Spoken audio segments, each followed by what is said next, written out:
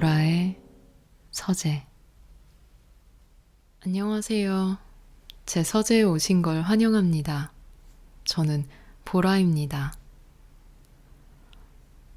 저 이번 주에 외국 사는 친구랑 전화를 했는데요. 친구가 한국 날씨를 묻길래 여기 눈 오고 되게 추워 그랬더니 너무 부럽다고 자기 사는 데는 지금 너무 덥다고 하더라고요.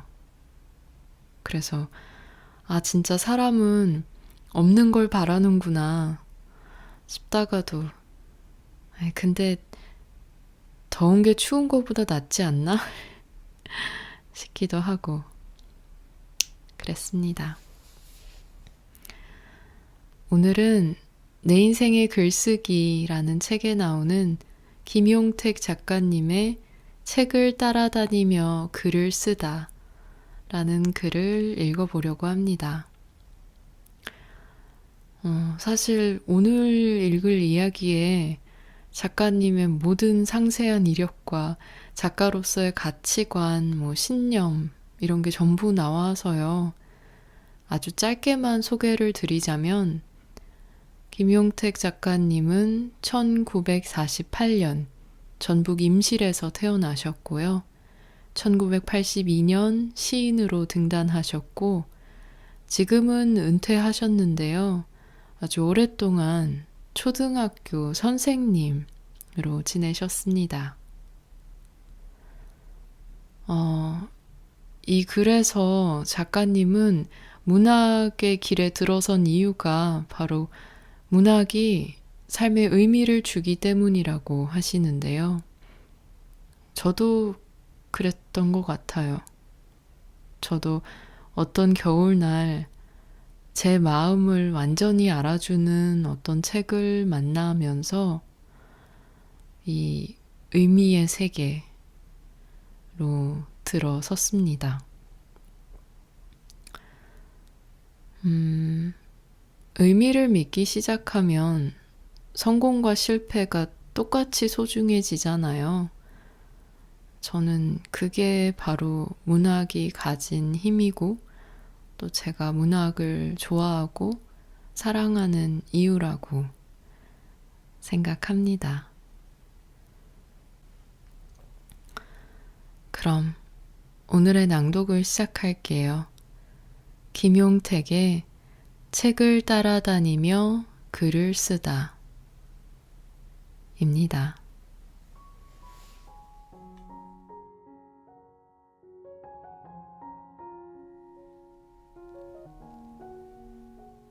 오랫동안 나는 책을 읽고 글을 쓰며 살았다.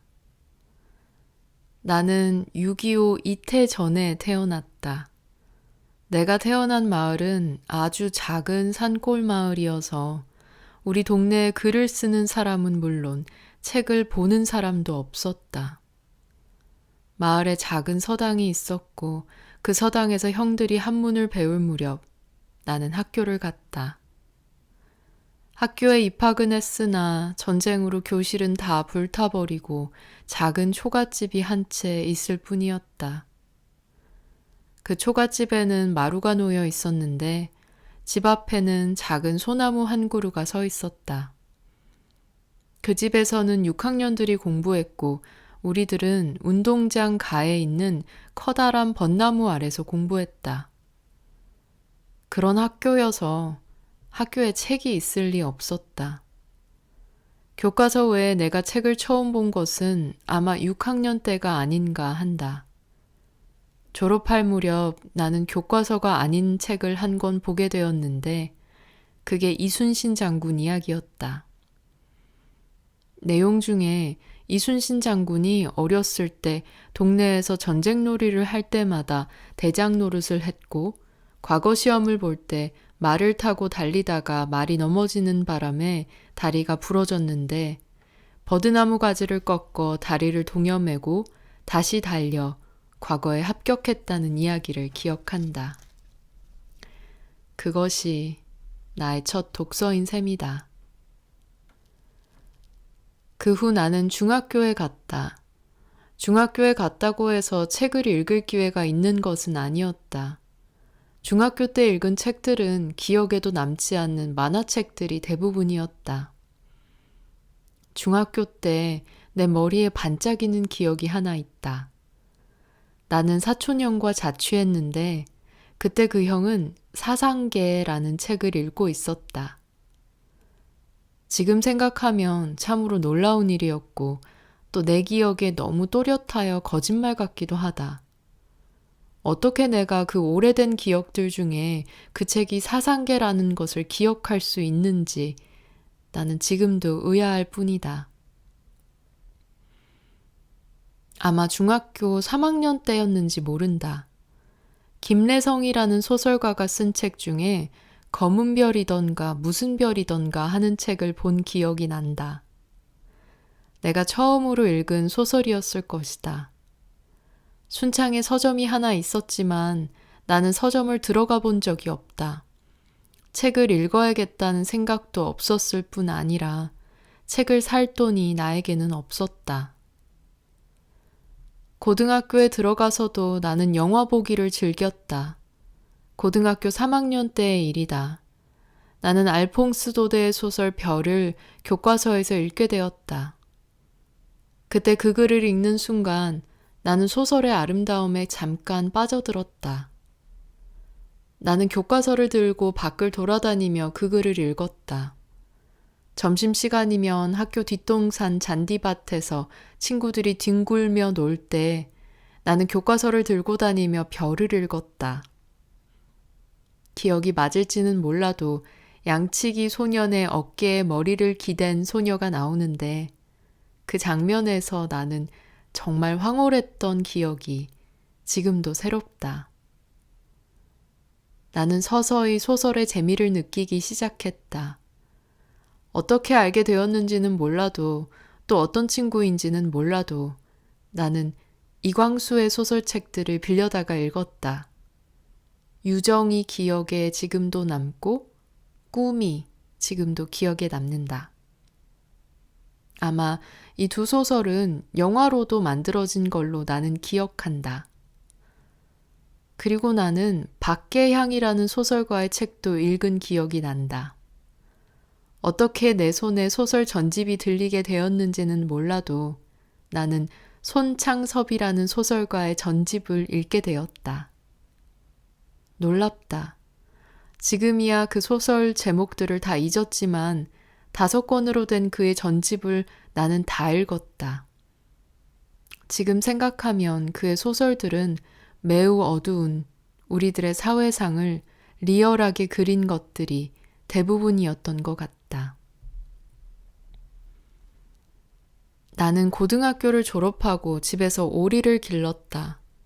너무 바쁜 생활이었기 때문에 나는 그때 책을 본 기억이 없다.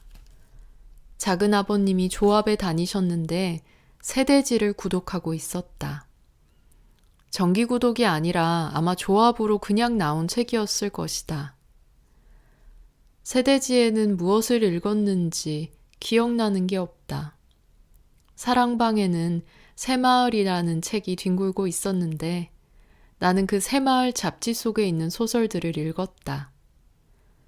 소설의 내용들이 대개 새마을 운동에 관한 계몽적 글들이 대부분이어서 재미가 없었다. 나는 읽기를 좋아했다. 신문이든 잡지든 무슨 책이든 손에 잡히는 대로 읽었다. 집에서 오리를 키우다가 망한 나는 서울로 도망가서 1달간 살았다. 그때 나는 너무도 엄청난 책들을 구경하게 된다. 바로 청계천 헌책방의 책들이었다. 하루를 구경해도 구경을 다 할 수 없을 정도로 많은 책에 놀랐다. 나는 어느 날 하루 동안 헌책방들을 돌아다녔다. 그러나 책은 살 수가 없었다. 그러던 어느 날 나는 내 생애 최초로 책을 한 권 사게 된다. 장만현 선생의 시집이었다. 나는 지금도 그 시집을 가지고 있다. 양장본이었다. 그 책은 장만영 시 선집이다.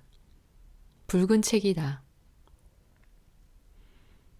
그리고 나는 다시 귀향한다.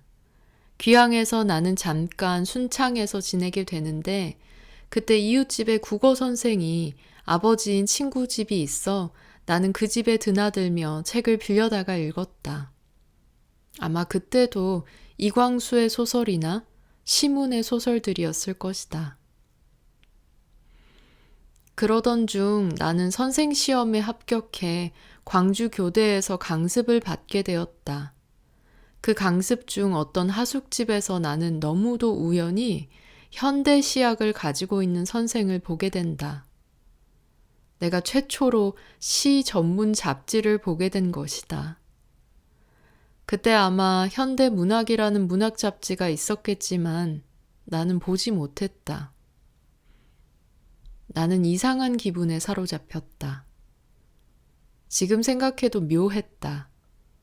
그 잡지 속에서 나는 박목월, 이형기, 전봉건의 시들을 본 기억이 난다. 시들이 많이 실려 있고 긴 글들을 보았는데 아마 그 글들은 평론이었을 것이다. 지금도 그 잡지의 표지를 뚜렷하게 나는 기억한다. 교원 양성소를 수료하고 나는 다시 시골집으로 돌아왔다. 책과 또 멀어진 것이다. 그리고 나는 1970년 5월 1일 발령이 났다.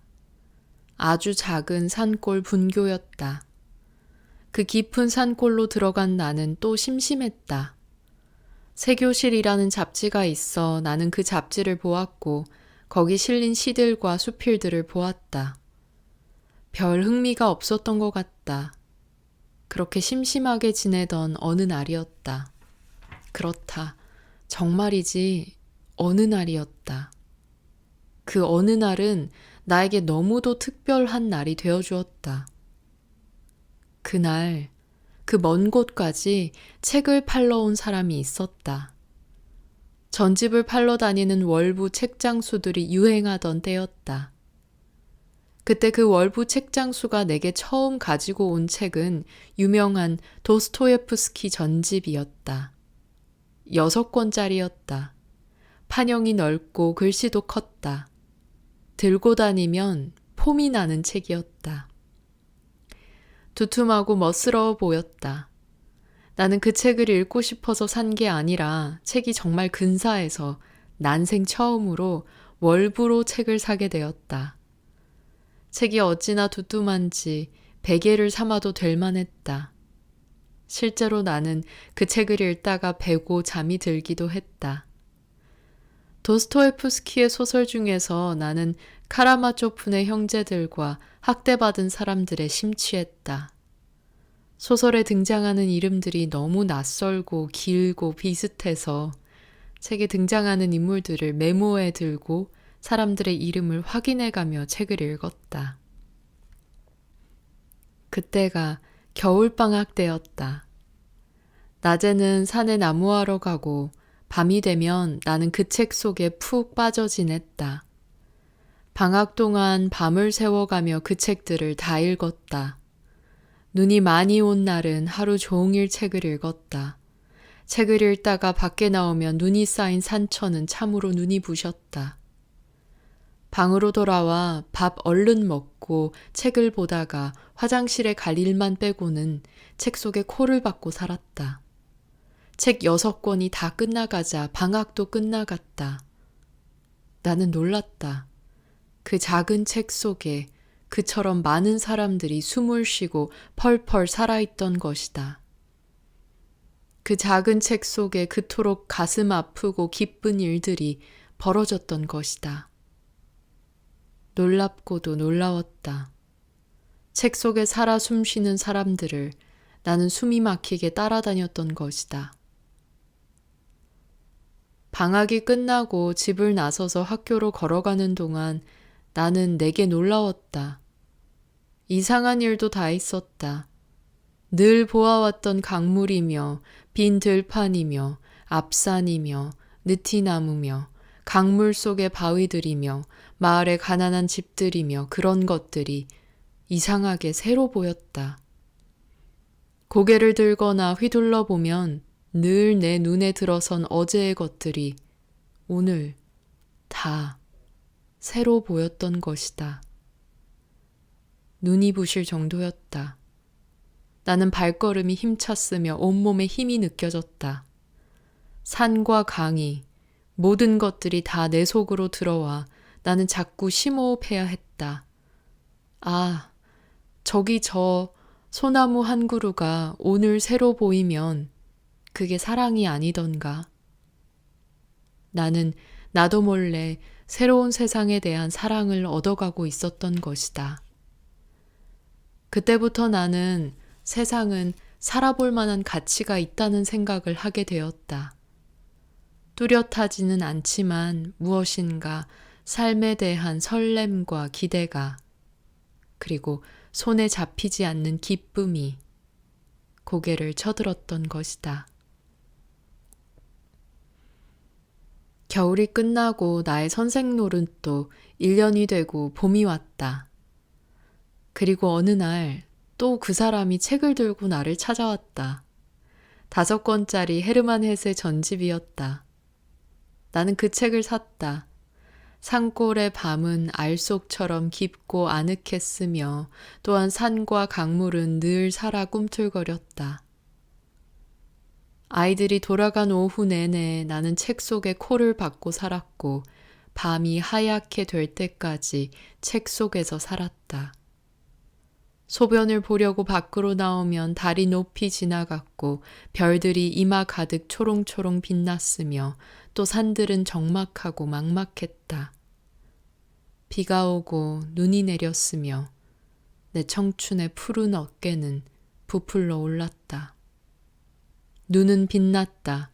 자기 자신에 대한 호기심과 세상에 대한 호기심으로 날이면 날마다 자신 속에 자라고 있는 그 어떤 힘으로 늘 충만해지고 막강해졌다. 헤르만 헤세를 다 읽고 났을 때 또 그 책장수는 이어령 전집을 가지고 왔다. 이어령의 새로운 글들이 나를 사로잡았다. 막 세상을 알아가는 나에게 그의 글은 신선했고 참신했다. 흙 속에, 저 바람 속에 라는 책은 참으로 재미있었다. 전혀 다른 시각으로 나는 세상을 보고 있는 그에게 놀랐다. 오랫동안 나는 이어령의 책 속에 파묻혀 살았다. 나는 내가 책을 선택하지 못했다. 어느 날 그 책장수는 또 박목월 전집을 가지고 왔다. 나는 박목월 전집을 다 읽었다. 그의 시와 산문들이었다. 서정주 전집, 괴테 전집, 니체 전집도 나는 샀다. 그리고 나는 그 작은 학교를 떠나 지금 내가 근무하고 있는 덕치 초등학교로 왔다. 1972년 봄이었다. 덕치 초등학교로 온 나는 같은 학교에 근무하는 여선생님의 교실에 들어가 50권짜리 한국 문학 전집을 보았다. 그 선생님더러 이 책을 보냐고 했더니 안 본다고 했다. 그럼 나에게 팔라고 했더니 그러라고 했다. 나는 그 책을 6만 원인가를 주고 샀다. 나는 그 책 속에 또 파묻혀 지냈다. 참으로 긴 시간이었다. 그 책 속에는 동화, 동시, 시, 에세이, 시나리오 등 문학 장르가 다 담겨 있었다. 반년쯤 나는 그 책을 읽었다. 다 읽지는 못한 것 같지만 그래도 거의 다 읽었다. 한국 문학에 대한 모든 것들을 나는 그 책으로 익혔다고 해도 과언이 아니다. 나의 독서 범위는 이제 월부책에 한정되지 않았다. 방학하는 날 나는 커다란 가방을 가지고 전주로 나갔다. 그때만 해도 전주에는 헌책방들이 엄청 많았다. 나는 자루에다가 그때 돈으로 10원, 20원 하는 헌책들을 사담았다. 주로 오래된 문학 잡지들이었다. 현대 문학이 많았다.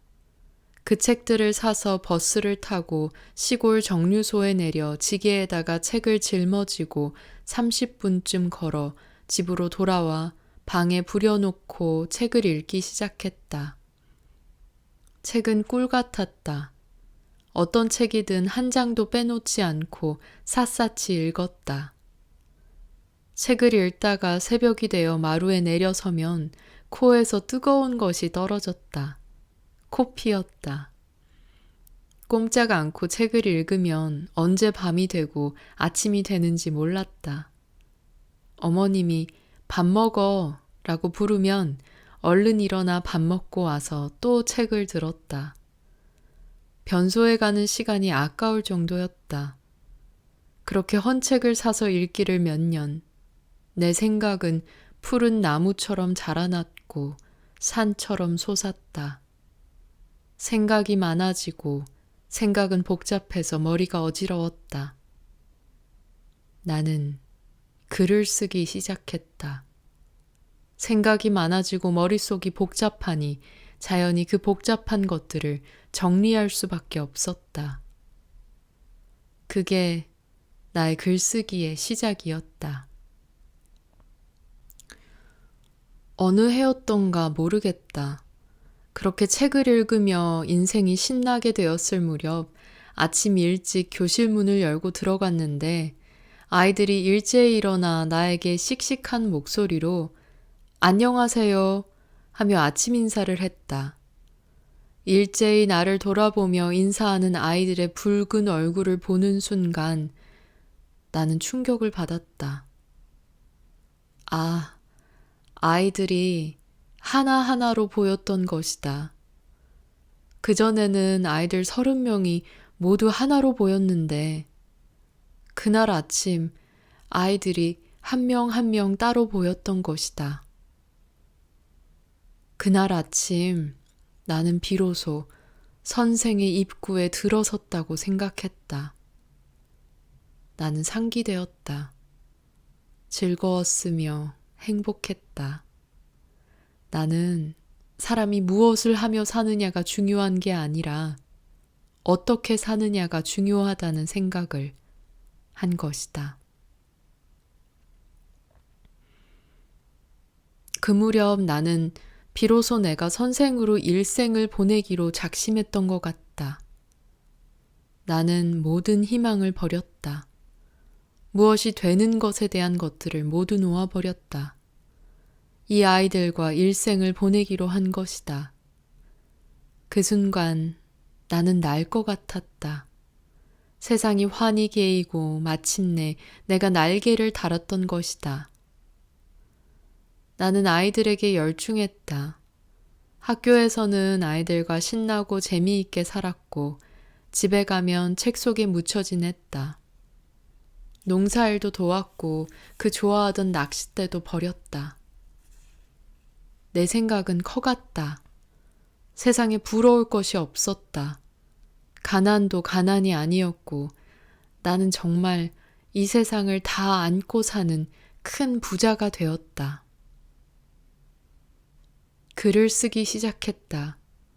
소설도 써보고 시도 써보고 동시도 써보고 아무튼 글이란 글은 다 끼적거리며 보았다. 글이 아니었지만 그러나 그게 글이 대수가 아니었다. 내 주위에는 글을 쓰는 사람도 책을 읽는 사람도 없었다. 오직 나는 나 혼자였다. 그렇게 세월이 갔다. 또 어느 날이었다. 나는 신문에서 책에 대한 기사를 읽었다. 시집에 대한 기사였다. 민음사라는 출판사에서 오늘의 시인 총서를 냈다고 했다. 나는 그 책을 샀다.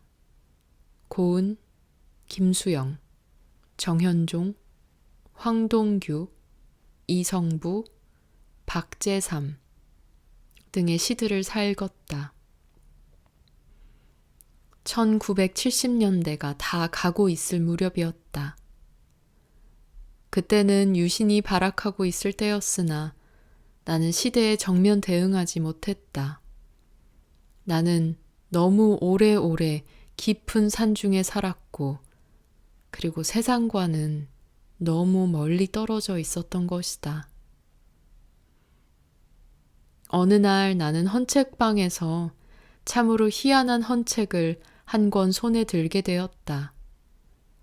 창작과 비평이라는 책이었다. 1980년대가 가까워져 오고 있었던 것이다. 나는 그 책을 읽고 세상에는 참으로 신기한 책이 있다는 것을 알았다. 지금까지 내가 보아온 시와 소설과 평론이 아니었다. 전혀 다른 내용의 글들이 나를 벌겋게 달구었다. 누가 권하지도 않았는데 나는 그때 또 해방 전후사의 인식이라는 책을 서울에 있는 동생에게 부탁해서 사보았다. 헌책방을 돌아다니며 창작과 비평 잡지를 사보다가 나는 우연히도 문학과 지성이라는 잡지도 사보았다. 너무도 우연히 뿌리 깊은 나무라는 잡지도 사보았다. 이런 책들을 나는 창간호부터 사 모아 읽었다. 어느 날은 월간 미술을 읽게 되어 그 책도 창간호부터 헌책을 다 사보았다. 5권짜리 세계 문화사도 사보았다. 그리고 1980년이 되었다. 책은 넘쳐났다. 나는 책값을 다 대지 못했다. 보고 싶은 책들을 다 사보지 못한 나는 일요일이면 몇 권의 책을 사고 나머지는 책방에서 읽었다. 잡지 속의 시들을 나는 책방에 앉아 공짜로 읽었다. 나는 나도 모르게 시대의 흐름에 깊숙이 들어와 있었다. 나는 책을 통해 나와 우리 부모님들과 농민들을 보았다. 나는 그들의 분노와 울분과 기쁨과 슬픔을 써갔다. 1981년 어느 날 밤, 나는 드디어 학교에서 숙직을 하며 섬진강을 썼다. 글을 써놓고 누구에게 보여줄 사람이 없는 나는 내 스스로에게 늘 묻고 또 대답해야 했다.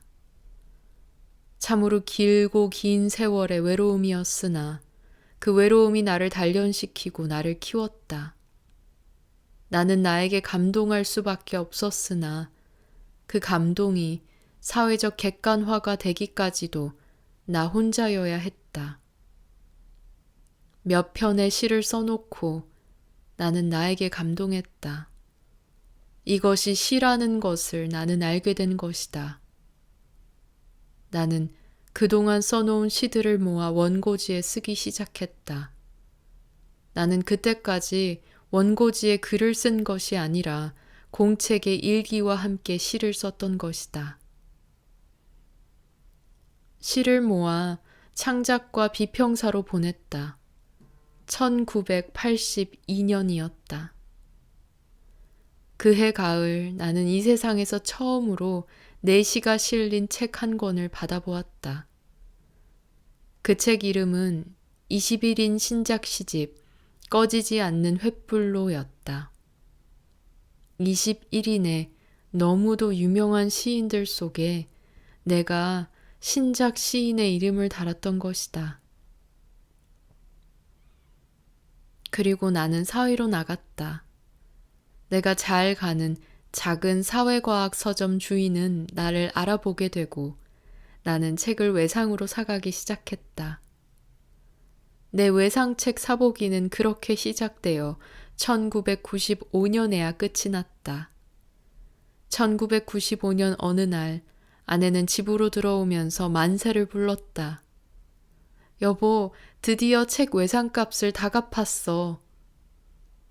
나는 눈물이 났다. 아내를 얼싸안았다. 월급날이 되면 밀린 외상 책값을 갚고 또 그만큼의 책을 외상으로 샀던 것이다. 그러기를 13년이었다. 시인이 된 나는 더 바빠졌다. 사람들이 나를 찾았다. 시골에 있는 나를 불러내어 민주화 운동의 글도 쓰게 하고 시도 쓰게 했다. 나는 적극적이지는 못했지만 그 언저리를 늘 맴돌았다. 시인이 되면서 나는 김지아의 시들을 어떻게 찾아 읽었고 신동엽의 시와 글들을 읽게 되었다. 서울에 있는 친구들이 작은 복사판 시집을 가지고 왔는데 그 시집들은 하나같이 처음 들어본 사람들의 시집이었다. 오장환, 백석, 이용학의 시들은 나를 옴짝 못하게 가두었다. 나는 그 시집들 중에서 이용학을 좋아했다. 문단에 나간 지 2년인가 지나서 나는 시집을 내게 되었다. 창작과 비평사에서 섬진강이란 시집을 내게 된 것이다. 출판사에서 초고가 나왔으니 서울 한번 다녀가라고 했다. 나는 서울길에 나섰다. 내가 서울에 간 날 마침 신동엽 창작 기금을 주는 날이었고 내가 도착했을 때는 뒤풀이를 하고 있었다. 나는 놀랐다. 그 자리에는 고은, 백낙청, 문익환, 백기환, 성내운, 연무웅, 박태순 등 기라성 같은 분들이 있었다.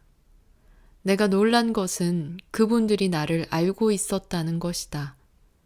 문익환 목사님이 나의 인사를 받고는 김 선생 글을 감옥에서 잘 읽었습니다 하는 것이었다. 내 어찌 놀라지 않을 수가 있겠는가. 나는 정말 촌놈이었다. 나는 그 자리에 앉아 있을 수가 없어서 김이 굳어러 빨리 가자고 하고 그의 자취집으로 가서 잤다. 그리고 그 이듬해 1월 첫 시집이 나왔다. 나는 시인이 되려고 책을 읽은 것도 아니고 시인이 되려고 시를 쓴 것도 아니다. 나는 책을 읽음으로써 내게 다가오고 일어나고 쓰러지는 온갖 생각들을 책을 통해 또 밀어내고 쓰러뜨리고 일으켰다. 절망과 좌절은 시도 때도 없이 찾아왔으며 나는 때로 절망으로부터 도망갔고 정면으로 대들었다. 외로웠을 것이다. 나는 저문 강변을 따라 멀리 갔다가 어두워져서야 돌아와 내 방에 불을 켰다. 어둠은 길고 깊었으며 아침은 빨리 왔다. 누군가를 기다렸다. 겨울 무 구덩이 속의 무처럼 누군가를 기다렸다. 캄캄한 땅 속에서 나를 건져갈 누군가의 손길을 기다렸다. 빛이 없어도 때론 무수는 노랗게 자랐다. 달빛 아래 강물을 나는 수도 없이 건너다녔다. 물소리는 외로운 내 발목을 잡고 내 발소리는 산이 잡아갔다. 그렇게 나를 꺼내갈 흰 손을 기다리던 어느 날 시가 내게로 왔다. 산이 환하게 열리고 강물이 산 굽이를 희게 돌아왔다. 발등이 환했다. 나는 내가 태어나고 자란 곳에서 지금도 산다. 그러기를 원했다. 어느 날 나를 찾아온 책들이 지금처럼 내가 살기를 원했다. 시퍼렇게 날선 청춘의 각을 꺾고 내가 태어나고 자란 곳에서 평생을 아이들과 함께하기를 원했다. 그런 삶도, 그런 인생도 아름다울 것이라는 생각을 했다. 책이 그렇게 나를 가르쳤다. 사는 게 별것이 아니라는 것을 일찍 알았다. 삶은 허망한 것이고 바람 같은 것이라는 것을 나는 일찍 알았다. 별것이 아닌 삶을 살기 위해 사람들은 사람이기를 버린다는 것을 나는 알았다. 나는 그 어느 것에게도 머리 숙이기를 거부했다. 내가 머리를 숙이는 곳은 어린아이들이 노는 땅이었다. 저 무구한 어린이들의 모습이 내 앞에서 꽃이었다. 나는 꽃밭에서 오래오래 산 것이니 그렇게 되기를 원했더니 마침내 내 삶은 그렇게 된 것이다.